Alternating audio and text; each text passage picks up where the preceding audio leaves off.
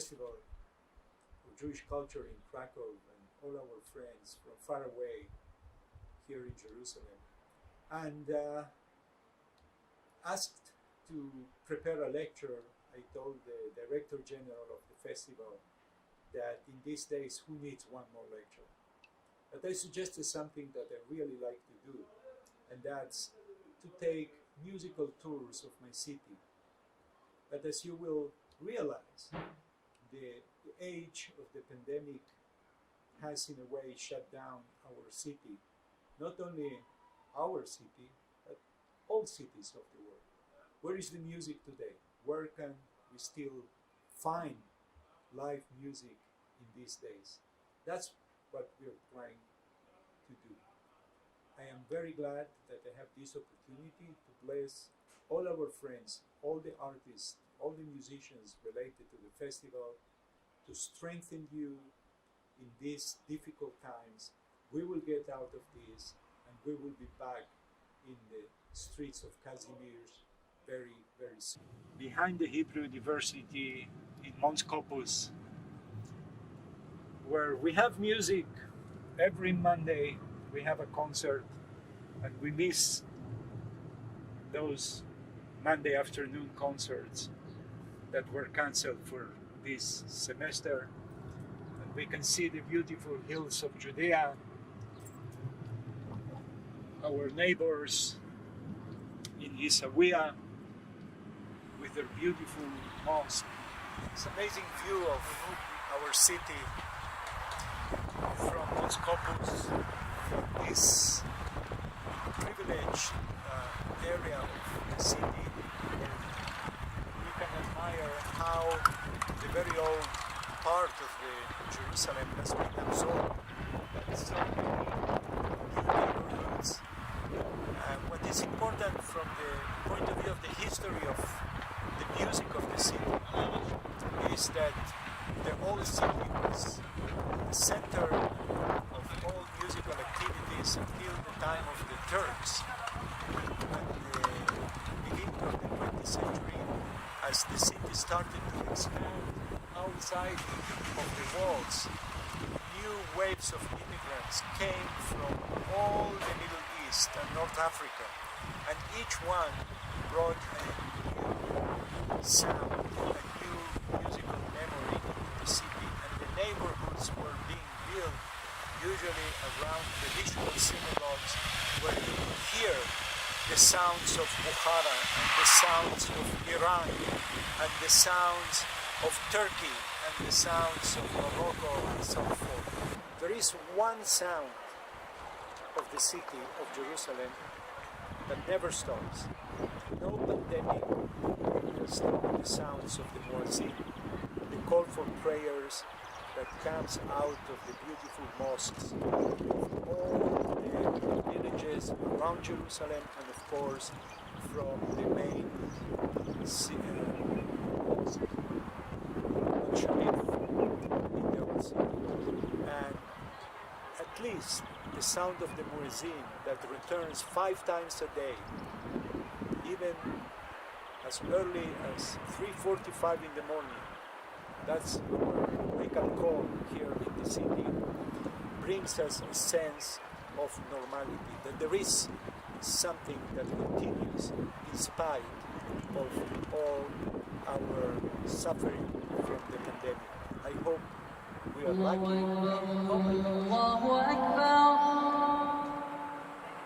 right on time. Let's listen. How lucky we are.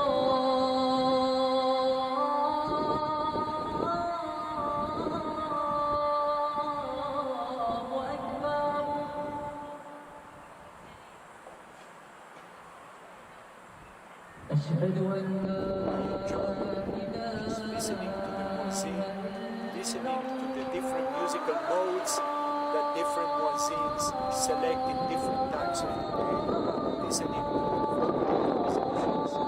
It's a real art, and definitely it deserves a place in our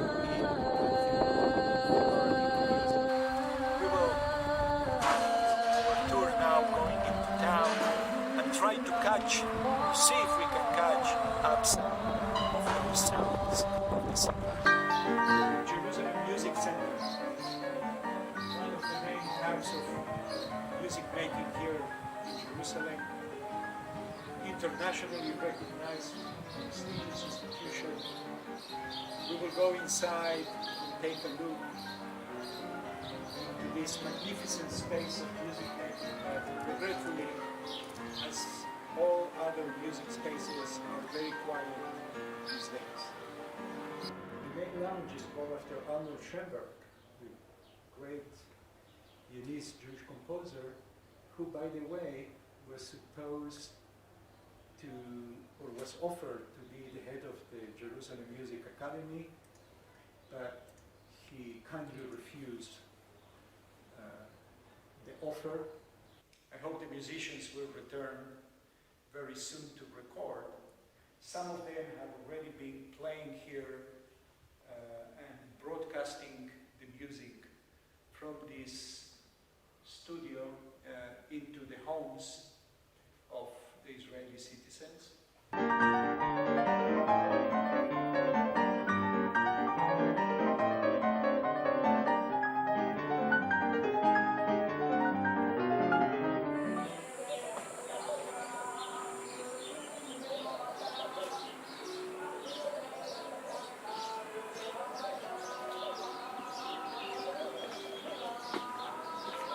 Jerusalem Music Center is located in what is called today Yemin Moshe.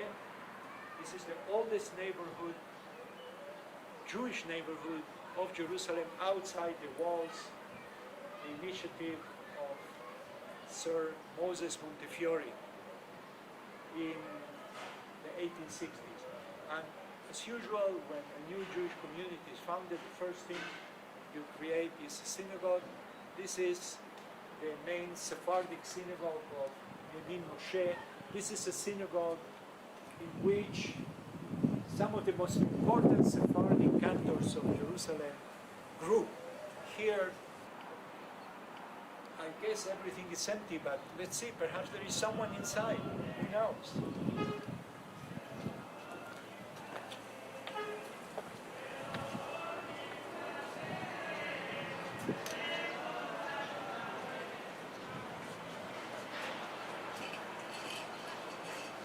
This is amazing. There is a bar mitzvah.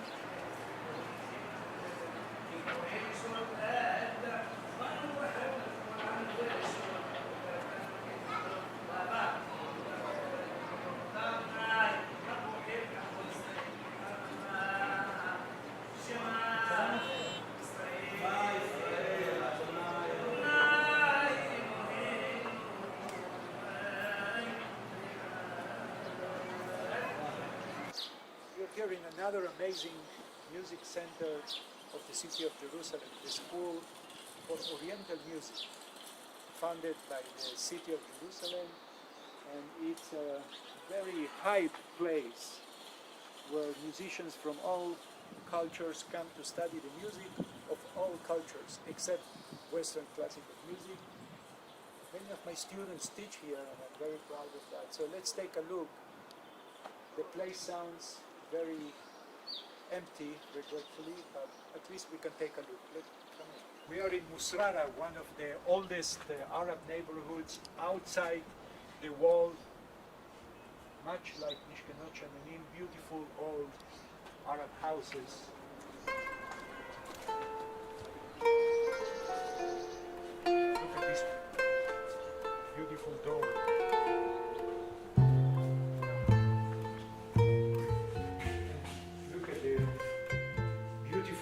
You don't see that anymore. A real old Jerusalem house that was transformed into a music school.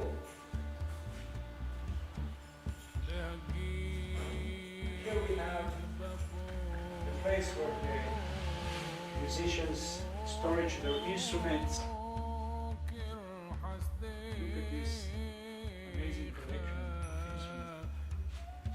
The kanun, the oud, the saz, The saz today is one of the main instruments for teaching Oriental music to kids in the schools. It's a very unique place, very intimate, it's like a family of musicians. So we have Indian classical music being taught here too. And as you see, they use musical notation for the study of Oriental music too. Okay. This funny flag is used only in Persian music.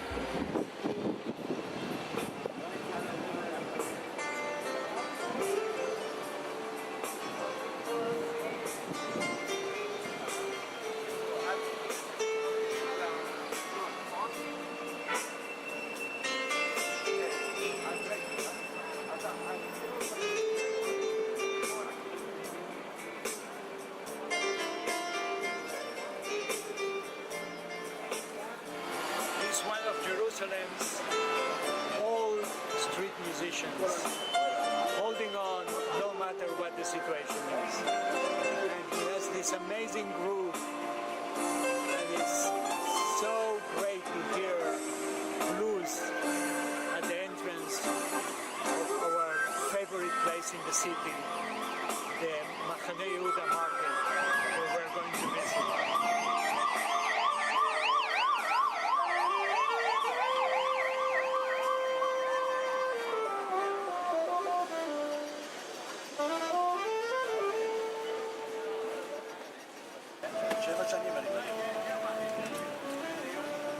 אני רואה שאתה גם מנגן שירי ארץ ישראל.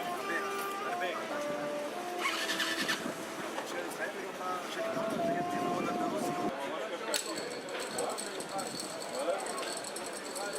שיר המעלות, the sounds, which means the songs of ascent. יברכך השם ציון, כל ימי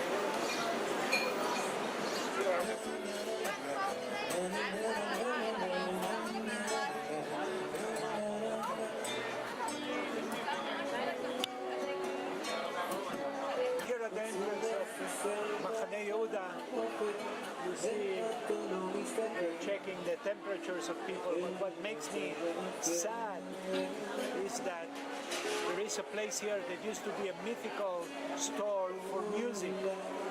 First with cassettes and then with CDs. All disappeared before the pandemic. No more music stores. Now all what we have in the same place is a store of cosmetics. But thanks God, there are still some live musicians that show up here right in front of the store, and we can hear some live music in front of us.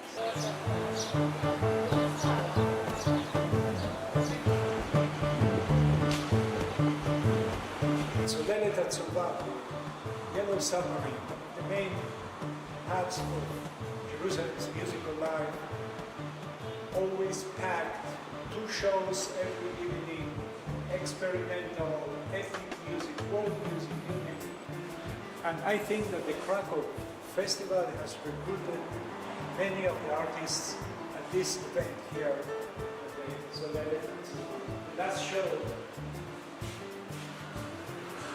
March 29, and that was the end. I think they are opening tonight. It's the first night that the government of Israel allows for public events.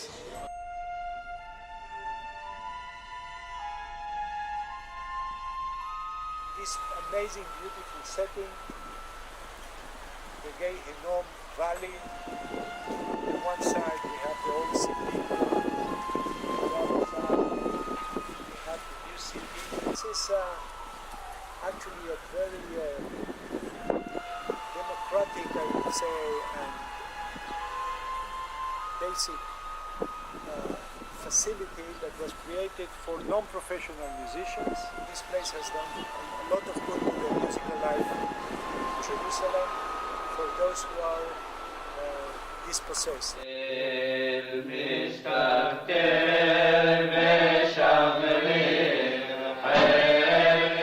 So we're here at King's Davis Tomb. least what is assumed to be King David's tomb, according to some medieval traditions. Let's wish he's here. Behind the tomb there is a little synagogue, a synagogue called Har Zion, which we are going to see right now. And this synagogue is one of the most musical ones in Jerusalem. It has a long tradition of singing according to Arabic music, particularly the tradition called as bakashot. These are gatherings that take place on Saturday nights, on the night between Friday and Saturday, and it's basically a religious musical festival or devotion. And in this place that we see right now, that is the opening of King David's tomb, used to be the hall where every Thursday night all the musicians from Jerusalem used to get together in order to practice what they were going to sing on the night of the Sabbath.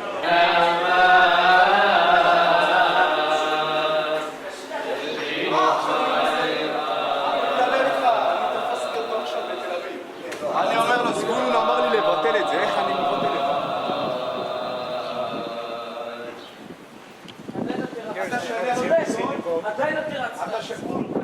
Established during the War of Independence, 1948, 1967, as the city was reconquered by Israel, the synagogue became a musical center of the city, a religious musical center. The synagogue was open, but it's used during the day as a yeshiva.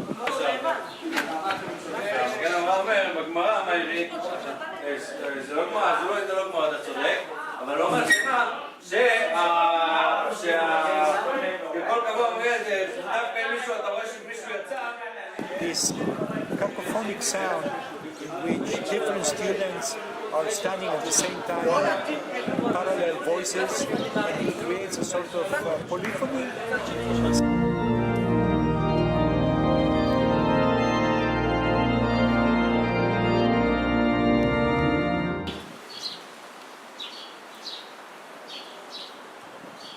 So the Dormition Abbey, also in Har Zion, in Mount Zion, one of the most beautiful Catholic churches in Jerusalem, relatively modern, was dedicated at the beginning of the 20th century, and it's one of the most musical churches. There is a beautiful organ here, and there are concerts that are very well attended by Jews, Christians, and Muslims. So we are back home after an amazing day of searching for the sounds of Jerusalem in times of silence. Wait, I hear that there is music at my house too. Let's see who is doing some music here. Okay, here we go.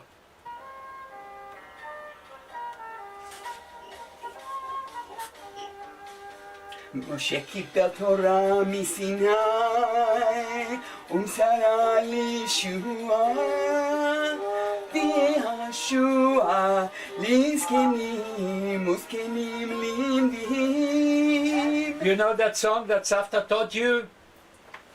Oh yeah. Yeah. You know, the tune was composed by a rabbi. And the rabbi lived in a city in Poland called Krakow. He composed that to other words, to the words of a famous Jewish Hebrew song called Yedid Nefesh, which means the lover of my soul, or something like that. It's like a love song between the people of Israel and God. Hey. Yeah, so Safta adapted to the words of Pirkei Avot. And then she is teaching throughout the United States to sing Pirkei Avot with a song. So I will sing you the song with the words from Yedid Nefesh. And this was written by Rabbi Elimelech Horowitz, the Meltzer Rebbe, who was Rebbe in Krakow until the Holocaust. Elechem dalibi, Hosanna ve'ana tidalem. Elechem dalibi, Hosanna ve'ana tidalem. Elechem dalibi, Hosanna ve'ana tidalem. And with this, I think we can finish our musical tour of Jerusalem. I wish all our friends in Krakow and all our friends around the globe, be strong, we will survive, and music is going to be back to the streets of Jerusalem. Thank you.